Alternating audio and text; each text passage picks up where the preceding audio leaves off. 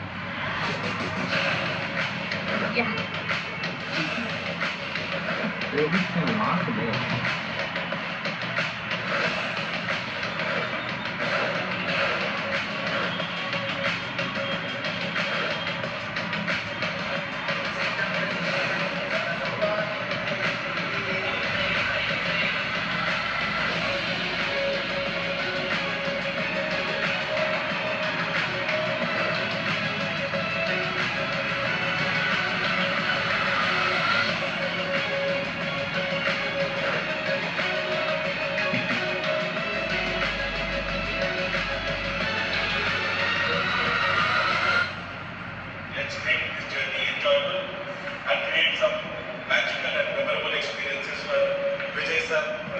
#Manoj.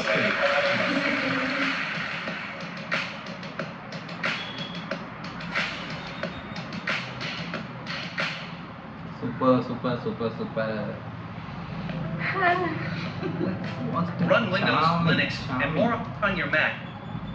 പുള്ളിക്കാരെ ഇപ്പോൾ രാഷ്ട്രീയത്തിൽ കയറുന്നതുള്ളതുകൊണ്ട് ഇടയ്ക്ക് ഞാൻ ഒരു ഫോട്ടോ കണ്ടതാണ്. പുള്ളിക്കാരെ ഇതുപോലെ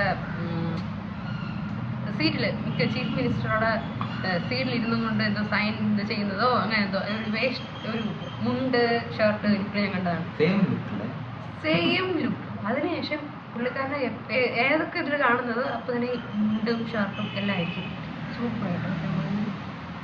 So last movie Pooja Hegde. Yeah. Okay, ஒரு பக்கம் லைட்டா பயம் இருக்குது. அதெல்லாம் சொல்ல வேண்டாம். Okay. Okay. So Mamitha Baiju, നമ്മുടെ നരേ പുള്ളിക്കാരൊക്കെ ഉണ്ട്. ഓക്കെ, ലാസ്റ്റ് മൂവി കണ്ടിപ്പാ രക്ഷകന്ത അല്ലേ? രക്ഷക മീൻസ് കാപ്പാൻ. അത് മതി.